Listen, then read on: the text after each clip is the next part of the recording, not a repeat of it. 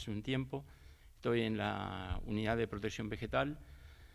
Como ya se habrán dado cuenta, no soy ni de Buenavista ni de La Guancha.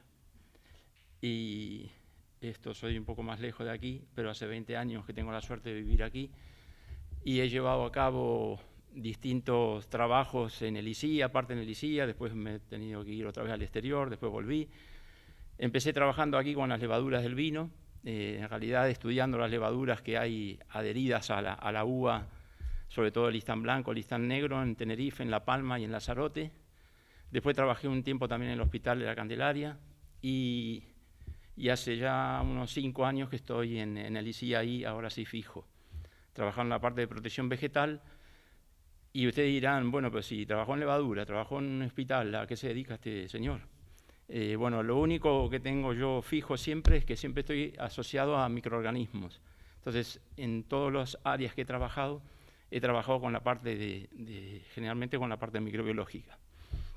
Así que la charla de hoy está centrada a la parte de materia orgánica en el suelo y cómo la materia orgánica va a incrementar la actividad biológica y la biodiversidad en el suelo, ¿no? Algunos ejemplos, algunas cosas verán que son un poco teóricas para poder comprender y otras ya son ejemplos de ensayos que hemos realizado aquí. Bien, para empezar, ¿esto se ve bien? Sí. Para empezar, imaginémonos un perfil del suelo, si hacemos sus cortes y tomamos 1 metro cúbico de suelo, esto es algo muy clásico, muy teórico, encontramos que el principal componente del suelo es la materia inorgánica, un 45% aproximadamente, y después hay un cierto equilibrio entre el agua y el aire, que depende de la cantidad, la capacidad que tiene de retención el suelo, va a variar. Y después continuamos con la materia orgánica como tal, que fluctúa ahí, pero aproximadamente está en un 5%, y un 1% la biomasa. Y nosotros nos vamos a centrar justamente en la parte más pequeña. La parte viva, que es justamente la que está comprendida por microorganismos, tanto micro como macroorganismos, y la parte orgánica no viva, y que es ahí donde vamos a enfocar un poco. Generalmente cuando yo también en parte de mi vida me he dedicado a la producción agrícola, y cuando hablamos de materia orgánica parece que hablamos de algo que es una cosa sola, no algo muy simple o muy complejo, pero es único. Y sin embargo tenemos que tener en cuenta que la materia orgánica tiene distintas formas y eso va a influir mucho en cómo va a modificar la actividad tanto microbiana del suelo como la nutrición de la planta. Entonces aquí hice una clasificación muy simple pero muy práctica, que es algo que es bastante importante que lo lleven siempre como conocimiento para después hacer algún razonamiento un poco más complejo. Entonces la materia orgánica la podemos dividir en 4 fracciones. En la fracción particulada, que es la que está relativamente fácilmente disponible, es biodegradable. Por ejemplo, si incorporamos un rastrojo de un cultivo, pues ahí tenemos principalmente una fracción particulada. Después está la parte soluble, que es la más activa de todo, es la que van a utilizar los microorganismos. Los microorganismos no se pueden comer una hoja entera, sino que tiene que estar previamente degradada por otros microorganismos. Se produce la mineralización, que es el pasaje de la fase orgánica a la inorgánica, y ahí recién estará disponible a la mayoría de los microorganismos y a la mayoría de las plantas. Esa es la porción más importante de la materia orgánica. La humificada, que es mucho más estable, es lo que forma el humus del suelo, color negro del suelo generalmente viene de sustancias húmicas, y ya después viene una fracción mucho más recalcitrante, que es muchísimo más estable y es la que está adherida a la fracción mineral del suelo. O sea, los agregados del suelo se forman justamente por esta parte de la materia orgánica. Si no hubiese una materia orgánica humificada y más recalcitrante, no existiría la estructura del suelo, estaría totalmente suelto. Entonces, por eso es importante que haya un equilibrio entre estas 4 fracciones. Y de la manera que lo ha ido llevando, la ha ido nombrando, vamos de una fracción menos degradada hacia una fracción mucho más degradada y estable. ¿Cuánto tiempo ocurre desde que se incorpora un material orgánico al suelo hasta que se humifica y se forma un compuesto mucho más estable? Décadas, años.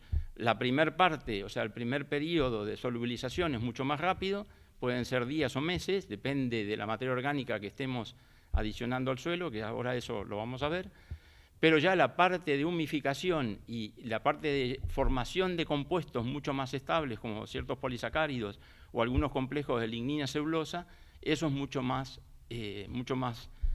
longevo, o sea, es mucho más lento, mejor dicho.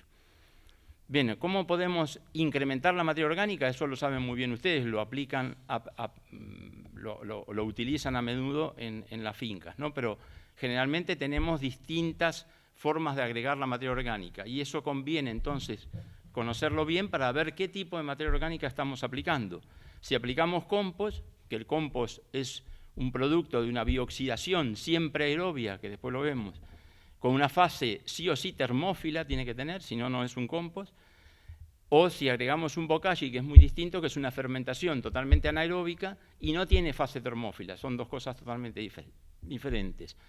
Son entonces dos maneras de agregar materia orgánica que tenemos distintas, o si no, lo que generalmente utilizamos son o restos de poda, o camas de animales, estiércol directamente, abonos verdes, también todo eso está dentro de lo que llamamos material sin degradar o parcialmente degradado. Ahora, todas estas formas, ¿qué tipo de materia orgánica nos aportan? Bueno, para eso vamos a volver entonces a la clasificación que teníamos anteriormente. Entonces, los restos de poda son generalmente, es materia orgánica particulada, no es una materia orgánica solubilizada. Yo agrego un resto de poda o agrego un abono verde y tengo generalmente una fracción particulada. En el caso del abono verde es más fácil de degradar, porque justamente está verde y la relación carbono-nitrógeno que tiene con respecto a un resto de poda es menor. Entonces, eso siempre hay algo que tienen que tener que conocer bien, que es qué relación carbono-nitrógeno tiene cada una de las materias orgánicas que estoy yo poniendo en el suelo. En el caso de un resto de poda, que ya hay parte leñosa, la relación carbono-nitrógeno es alta, tengo mucho carbono, poco nitrógeno. En cambio, en un abono verde, como puede ser una cebada, un trigo, una avena, la relación carbono-nitrógeno es mucho más baja, hay más nitrógeno por relación con respecto al carbono. ¿Para qué me sirve saber esto? Porque, bueno, lo que yo tengo que saber es que, por ejemplo, si yo me saco una célula ahora de aquí o saco una bacteria del suelo, va a tener una relación carbono-nitrógeno entre 15 o 21. O sea, tiene 15 partes de carbono por cada parte de nitrógeno. Esa es la relación exacta que necesita una célula para funcionar continuamente y estar metabólicamente activa. Si yo pongo un resto de poda, esa relación carbono-nitrógeno va a ser mucho más alta, 40:1. Por lo tanto, le entra al suelo mucha energía, pero le falta nitrógeno. Por eso, si yo pongo un resto de poda en el suelo, lo que va a pasar es que fijo nitrógeno, se va a inmovilizar el nitrógeno porque los microorganismos van a tener mucha energía, hay como mucha batería, pero hay poca capacidad de formar proteína, hay poco nitrógeno. Entonces, si yo agrego un abono verde, esa relación es más baja, por lo tanto está mucho más compensado y toda esa inmovilización de nitrógeno no pasa porque se le aplica el abono verde. Entonces, todo eso ayuda a que se mineralice más rápido y se solubilice más rápidamente. Por eso, cuando hablamos de abonos verdes, el estiércol mismo o las camas de animales, no solo tenemos una fracción particulada, sino que tenemos también una fracción soluble rápidamente disponible. Y eso es importante saberlo porque entonces de esa manera yo puedo razonar el tipo de materia orgánica que estoy agregando al suelo, qué tan rápido va a estar disponible para los microorganismos y posteriormente para las plantas. Si agrego un compost, en cambio estoy agregando todo tipo de fracción orgánica, de fracción de materia orgánica. Una porción pequeña, particulada, que no ha sido degradada totalmente durante el proceso de compostaje, una buena fracción soluble, pero sobre todo tengo una fracción húmica importante. Entonces eso también es importante conocerlo. Si yo agrego compost, tendré una mineralización más lenta, una disponibilidad de nutrientes más lento, pero mejoraré mucho la estructura y la capacidad de retención del agua del suelo y las propiedades físicas y químicas del suelo. O sea, tengo, de alguna manera, abarco más propiedades. Eso lo vamos a ver ahora. Sí. Para entenderlo mejor primero repasamos rápido lo que es un compostaje, ¿no? Que es la mezcla de distintos materiales que tienen distinta relación carbono-nitrógeno. Siempre al empezar el compostaje intento tener una relación carbono-nitrógeno 35:1, aproximadamente 40:1. En cada compuesto o cada materia prima que yo agrego al iniciar el compostaje, tengo que tener en cuenta que además agrego distintos tipos de microorganismos. No solamente pongo los materiales diferentes en el compost porque tienen una relación carbono-nitrógeno distinta, sino porque además aporto distintos tipos de microorganismos. Tanto ahí están esquematizados las actinobacterias, las bacterias, los hongos con distintas formas y con distinto color los que vienen de distinto compuesto. Lo que quiero decir es que cuantas más cosas inicien un proceso de compostaje, pues más diversidad de microorganismos voy a tener. Después viene toda la fase mesófila, baja un poco el pH, se activan inmediatamente los microorganismos, se empieza a subir la temperatura, hasta que llego a la fase termófila, y ahí lo que ocurre, de alguna manera, es una pasteurización del producto. Y eso es lo que permite que todos los patógenos que estaban en los restos de materia orgánica que yo había adicionado al principio, pues mueran. No se van a morir al 100%, porque esto no es perfecto, no es un autoclave esto, o sea, también si alguna vez escuchan, la fase termófila se esteriliza el material. No, no se esteriliza. Si se esteriliza no quedaría ningún microorganismo vivo. Lo que ocurre es una pasteurización, que es bajar el nivel de microorganismos por efecto de la temperatura. Pero a 70, 75 grados, 80 grados centígrados que pueda subir el compost en una masa de compostaje que no es perfectamente homogénea, no todos los microorganismos se mueren. Si se murieran, entonces el compost estaría estéril y no nos serviría de mucho. Posteriormente hay una fase mesófila, se reactivan aquellos microorganismos termófilos, termotolerantes, aquellos que soportaron la temperatura, los patógenos en este momento deberían haber desaparecido, y después viene una fase de maduración que generalmente es bastante larga, de 3 o 4 meses, y ahí es donde se generan los compuestos húmicos. La mayoría del compost que ustedes compran en una bolsa no tiene una fase de maduración terminada.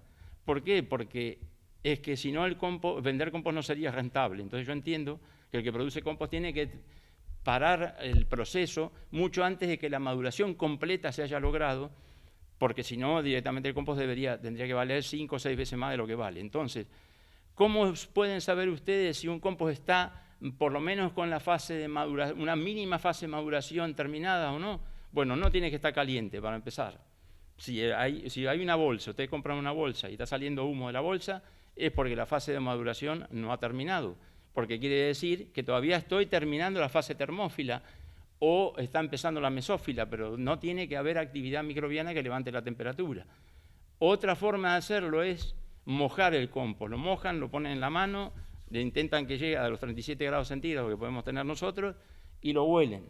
Si da olor amoníaco o si hay olores amoniacales, es que tampoco estuvo bien hecha toda la fase de demineralización. Entonces, esa es otra manera de observar si el compost es de buena calidad o no. Y poner un compost de buena calidad o un compost de mala calidad en el suelo es muy distinto. Si es de tan mala calidad que el compost no está bien, de alguna manera, terminado, yo puedo tener hasta problemas de fitotoxicidad. Entonces, por eso es importante comprar un compost que uno sabe muy bien cómo está hecho, que le tiene confianza y que los controles de calidad son los que tienen que ser, y sobre todo los controles de toda la evolución del proceso de compostaje, ¿no? Y de las materias primas y todo eso. Pero bueno, más tarde les hablarán mucho mejor que yo de todo esto. Si hacemos un resumen de lo que ocurre, se levanta la temperatura, después se baja, tenemos una fase mesófila y viene después la fase de maduración. En realidad, en el compost que puedan ustedes tener en la finca, lo que ocurre es esto, no la curva anterior, sino es que hay un primer ciclo, volteamos, hay otro ciclo, volteamos, hay otro ciclo, volteamos, y así sucesivamente después de cada ciclo, hasta que llega un momento en que ya la degradación y la estabilización de la materia orgánica es tal que entramos en una fase de maduración, en una fase más fría, y por lo tanto estos picos ya no se llevan a cabo más. Entonces, es lo que hablaba antes. Un compost que está caliente es que todavía está en un proceso de estos. ¿Qué pasa cuando lo ponemos al suelo? Bueno, una de las cosas que generalmente se dice y que no es del todo cierta es el compost incrementa el número de microorganismos. Bueno, por lo general eso no es cierto. El tema es la cantidad de microorganismos que yo tengo en el suelo y la cantidad de microorganismos que yo tengo en un compost maduro es más o menos la misma. Hay aproximadamente 1 millón de microorganismos por gramo de suelo.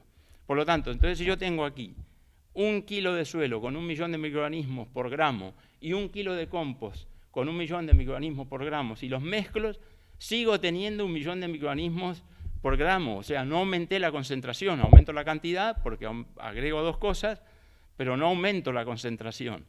Lo que sí cambia es que varío sí el tipo de microorganismo que hay. En el suelo va a haber un tipo de microorganismo y yo aporto otro tipo de microorganismo con el compost que está adaptado a la materia orgánica que estoy agregando. Entonces eso sí ocurre, que lo que hago es variar la diversidad de microorganismos al agregar una materia orgánica, eso sí, pero normalmente no incremento mucho la cantidad. La cantidad se incrementa por otro motivo. Se incrementa porque al meter yo materia orgánica, entonces lo que hago es activo los microorganismos que están en el suelo, y entonces sí aumentan, pero no es que los agrego con el compost, sino que provoco una actividad, un incremento de la actividad de los microorganismos que ya estaban en el suelo anteriormente. Aquí de alguna manera, no sé si se ve bien desde allá atrás, no deben leer absolutamente nada, pero bueno, lo que dice esto es que, bueno, si alguien lee de allá atrás, que me diga porque le compro los ojos, porque yo no leo ni de aquí lo estoy hablando de memoria porque no me traje las gafas y no leo ni siquiera lo que veo en el monitor.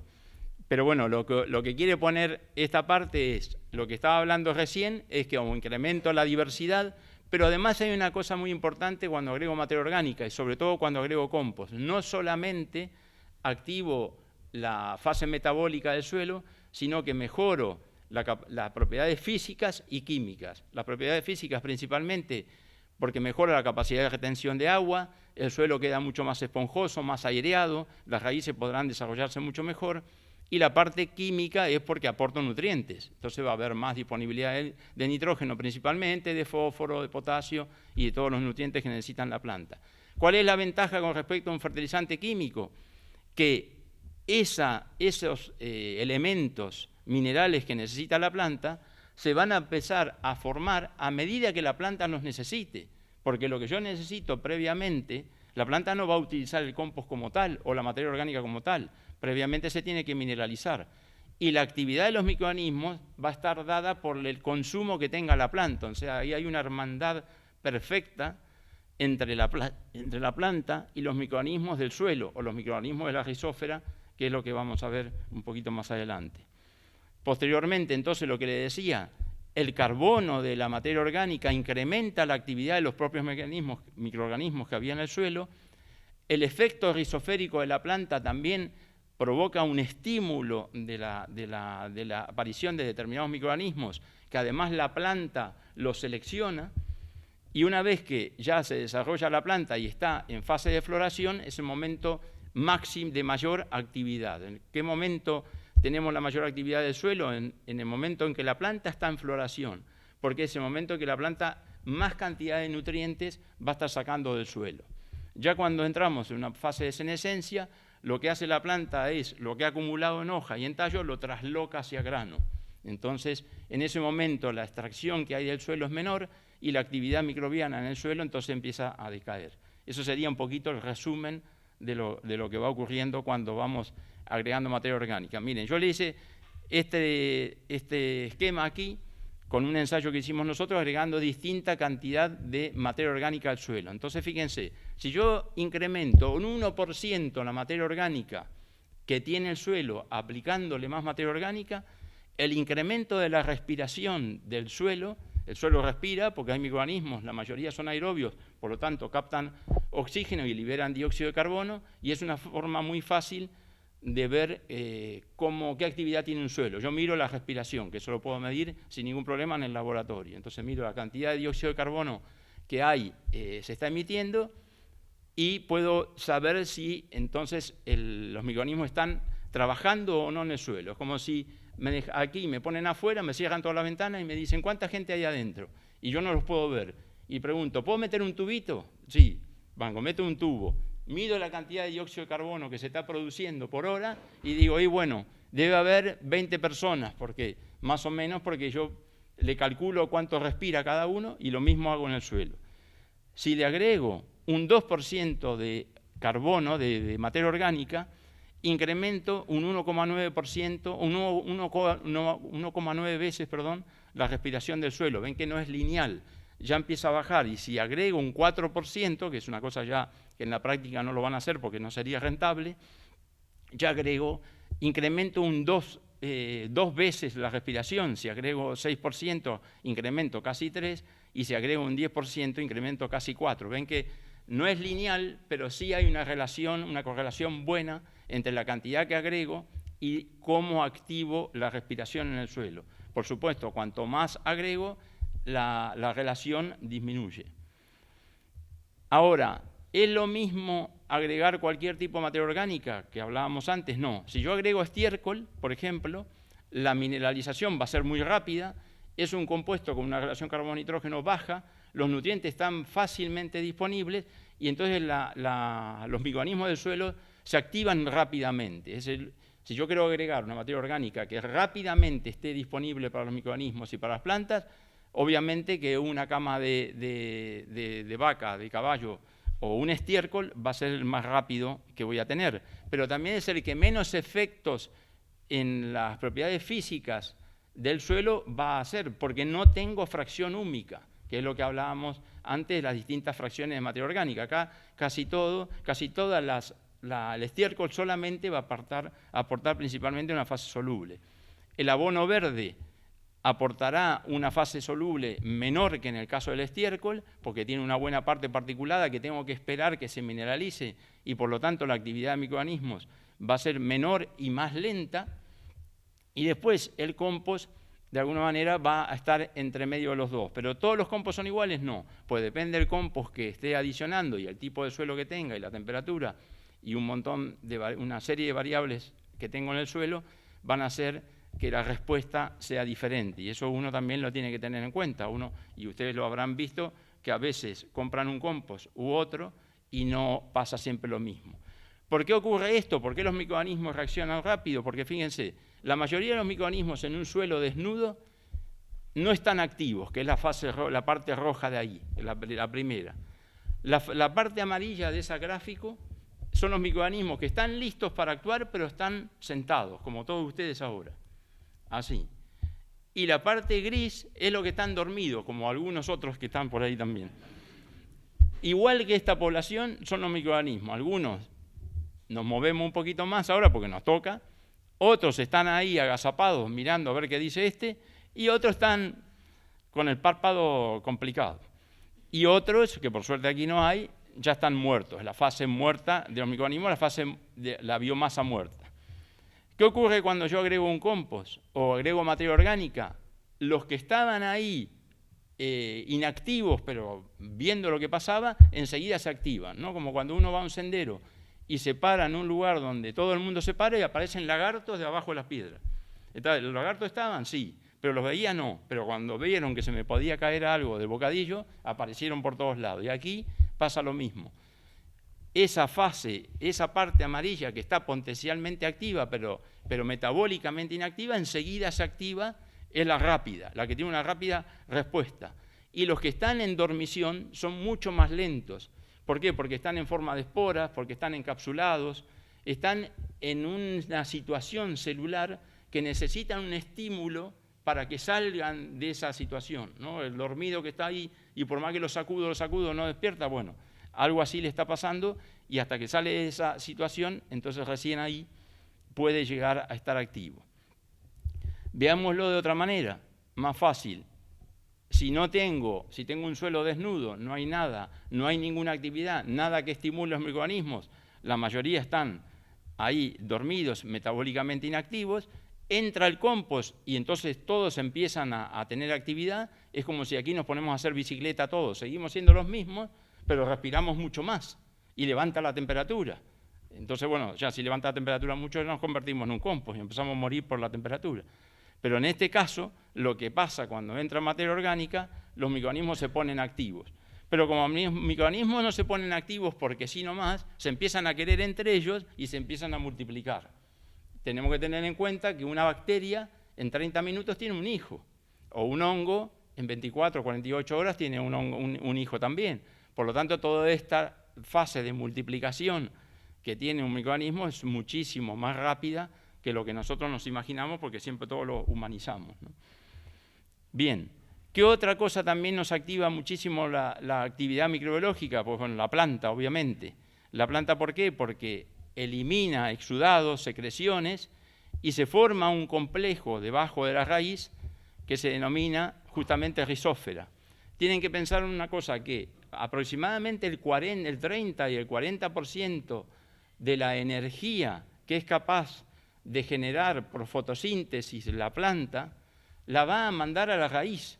Y eso no lo hace porque sí nomás, lo hace justamente porque necesita que la raíz esté fuerte, necesita que la raíz se asocie con los microorganismos del suelo, se forme esa zona rizosférica y se active la actividad metabólica de los microorganismos, que son quienes le van a aportar los nutrientes a través de la mineralización, que es lo que dice aquí. Hay energía en forma de carbono que libera la planta, se produce una serie de nutrientes, y esos nutrientes que genera la planta pueden ser tan específicos como para poder activar determinada población de microorganismos. Unos sí y otros no, depende de lo que le favorezca a la planta. Tan así puede llegar a ser que determinados microorganismos hasta defienden la planta de entrada de patógenos, que son los microorganismos biocontroladores. Y todo eso la planta, si está sana, lo puede regular por simple naturaleza. Bien, entonces eso con la parte de rizósfera. Ahora bien, ¿qué tipo de microorganismo podemos encontrar en el suelo, en el compost, en la rizósfera? ¿Cuál es la diversidad que tenemos? Bueno, esto lo voy a pasar un poco más rápido, pero bueno, lo que sí quiero mostrarles es que principalmente tenemos bacterias, es el componente más importante del suelo, obviamente, porque son las más pequeñas de todas, por lo tanto en número son mayores, a lo mejor en biomasa no, pero en número sí. En las bacterias lo que le va a sonar, obviamente, el Bacillus thuringiensis, por el asunto del control biológico, porque es capaz de controlar lepidópteros. Seguramente todo esto ya lo sabrán bien, porque tiene un cristal en su interior. Ese cristal es capaz de perforar el intestino de los lepidópteros. Entonces, cuando el lepidóptero se come la planta que tiene un Bacillus thuringiensis, pues entonces queda contaminado. Ese cristal se libera en el intestino queda perforado y entonces el lepidóptero muere. Eso se lo menciono porque seguramente es la bacteria que más comúnmente conozcan, pero hay muchas más bacterias, como por ejemplo Bacillus mycoides, el grupo de los Bacillus en el suelo es muy, muy importante. Es en la placa de Petri, aquí es el que está en forma así, como si fuese una nebulosa. Eso, generalmente este hongo está bastante identificado, está bastante asociado a materia orgánica de buena calidad en el suelo. Las pseudomonas, sobre todo las fluorescentes, son muy importantes, las que están ahí, que se ven ahora un poco más fuertes en la placa. Eso porque también son capaces de hacer control biológico, porque son capaces también de promocionar el crecimiento, promover el crecimiento de las raíces y de las plantas. Son solubilizadoras de fósforo, tienen una serie de actividades muy importantes para la planta. ¿Qué hay en Canarias de todo esto? Bueno, esto es un resultado de una tesis de Alexis Dorta, que es una tesis con Mary, que está aquí, y en esto he participado también.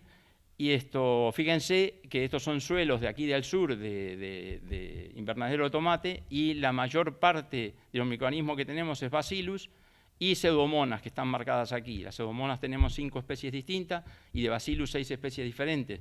Son suelos que ya están dotados naturalmente en Canarias de todos estos microorganismos que son muy, muy importantes. Otro grupo de microorganismos también importantes son las actinobacterias, que les sonará sobre todo por ese olor a tierra mojada. El olor a tierra mojada justamente no es el de la tierra mojada, sino que es de un compuesto volátil que liberan las actinobacterias cuando se moja el suelo, lo que se llama también petricor. Bueno, eso es producto de estos microorganismos. Les sonará también el género Streptomyces por las streptomicinas, son productores de antibióticos y también de compuestos antifúngicos, y también son degradadores de materia orgánica muy compleja. Entonces, en el compost, como se ve en la foto esta, generalmente cuando al principio parece por sobre el material vegetal todo un velo blanco, no son hongos, son actinobacterias. Lo que pasa es que parecen hongos porque son bacterias filamentosas. Entonces, por eso anteriormente se llamaban actinomicetes, porque se pensaban que eran hongos. Después ya se vieron que en realidad tenían célula procariota, por lo tanto son bacterias. Lo que les decía, tiene compuestos antifúngicos y esto se ve bien en estos ensayos de confrontamiento, en la placa que está hacia la derecha, hay una actinobacteria enfrentada a Sclerotium rolfsi, que es un patógeno en tomate, y fíjense que con las sustancias que libera evita que el hongo pueda crecer, y eso es un claro ejemplo de control biológico. Con respecto a los hongos, es un mundo enorme, yo solamente voy a mencionar muy pocos, ¿no? Aspergillus, Rhizopus, Penicillium, bueno, están aquí metidas obviamente dentro de los hongos las micorrizas, pero solamente voy a mencionar las tricodermas, que son las que, gracias, vale, las más conocidas y las que seguramente habrán visto que también le quieren vender tricodermas. Y en este caso, bueno, también son agentes de control biológico, bueno, tienen muchísimas actividades muy conocidas y benéficas para la planta. ¿Qué hay en Tenerife? Bueno, esto es también el resultado de una tesis de Raquel Correa Delgado, que hizo todo un estudio de relevamiento de tricoderma en suelo de platanera de Tenerife. Ven, aparecieron 2 especies distintas, tricoderma viris y arsianum son las predominantes. Esto está publicado, si alguien lo quiere llegar a ver se puede mirar en una publicación. También buscamos agentes de control biológico, igual que como mencionaba con las actinobacterias, se hace con tricoderma, tenemos secuenciado un genoma y hemos visto, que es la foto que está a la derecha arriba, que inclusive hay casos de micoparasitismo, o sea, se enrieda la hifa de tricoderma por sobre la hifa del patógeno y es capaz de estrangularla y entonces provocarle la muerte. También esto está publicado, si alguien lo quiere ver, eso solamente buscando por mi apellido y alguna palabra clave más hay. También hay publicado artículos de divulgación relacionados un poco con el mal de Panamá, el control biológico. Hemos hecho ensayos también más grandes en invernadero con macetas de 170 litros y también para analizar el efecto de las distintas materias orgánicas sobre el desarrollo de la platanera. No me voy a poner a hablar, a contarles todo este ensayo porque es un poco largo, pero bueno, ahí se vieron bien las diferencias de, por ejemplo, de aplicar gallinasa, de aplicar estiércol de vaca, compost peletizado o compost, sobre tanto la actividad microbiológica del suelo como el desarrollo de las plantas. En la foto en medio tienen, aunque sea una visión ahí de la diferencia que hay en el porte de la planta aplicando materia orgánica, en este caso gallinasa, o el control que no tiene ninguna materia orgánica. Y en este momento estamos también ahora haciendo otro ensayo más grande, ya también buscando biocontroladores del mal de Panamá, pero con especies de Fusarium que están en el suelo. En realidad lo que generalmente nosotros queremos es activar los microorganismos que están en el suelo. En Canarias los suelos tienen una vida biológica muy, muy importante, salvo algunas excepciones, donde hay suelos que están más degradados y un poco más complicados, pero en general la actividad biológica del suelo que tienen estos suelos es alta. Lo único que hay que hacer es estimularla y no hay que agregarle ningún microorganismo de otro lado. Los microorganismos están aquí y están aquí mucho antes que nosotros y están adaptados a esta situación. Por una cuestión nomás de sentido común, es mucho más fácil que yo utilice un mecanismo nativo y lo active y aproveche sus bondades, que venir con un microorganismo que está seleccionado por la otra punta del mundo y tratar de que ese se instale aquí. Por eso es importante estos estudios que son de biodiversidad y de relevamiento, porque así conocemos qué especies de determinado microorganismo son las que tenemos nosotros. Por ejemplo, con el estudio de tricoderma, si alguien viene y me dice que quiere aplicar Trichoderma asperellum, es el primero que voy a decir que no, porque asperellum hay muy poco aquí. Y si no está adaptado asperellum aquí, por algo será, porque ya la misma naturaleza lo adaptó. Para terminar, decirles nomás que yo hablé una parte muy pequeña de todo esto, porque en poco tiempo es difícil, pero tenemos protozoos, algas, bacterias, artrópodos, nemátodos, hongos, arqueas, que las arqueas ni las mencioné. Todo eso, si lo sumamos, suman aproximadamente 1090 megabases de ADN, o sea, aproximadamente 1000 millones de pares de bases, ¿no? Adenina, timina, guanina, eso uno puesto atrás del otro, 1000 millones de veces. Ese es el genoma en microorganismos que tiene la rizósfera de una planta herbácea pequeña. Son aproximadamente 37.000 genes. Es aproximadamente lo mismo que tiene un ser humano. O sea que la misma carga genética de genes que tiene una sola planta en la rizósfera es la que tenemos nosotros. Y creo que es mucho más importante y es mucho más desde el punto evolutivo y es mucho más diversa el tipo de actividad y la capacidad que tiene una rizósfera que la que tiene un ser humano, sin entrar en detalle. Todo eso es lo que se llama hoy microbioma rizosférico, que es el conjunto de genomas de microorganismos y de la raíz de la planta que tiene una planta en su rizósfera. Yo creo que eso es de las cosas más importantes que se han logrado saber en los últimos años gracias a los métodos metagenómicos que hay de estudio, ¿no? Esto es un dibujito, una ilustración muy bonita que aparece en Nature hace unos años atrás, ¿no? Que dice: en la superficie las plantas compiten por la luz solar que les da la vida, pero debajo de la superficie la imagen es mucho más compleja, que es lo que yo he intentado resumir en esta media hora o un poquito más que he ocupado. Bueno, pues muchas gracias.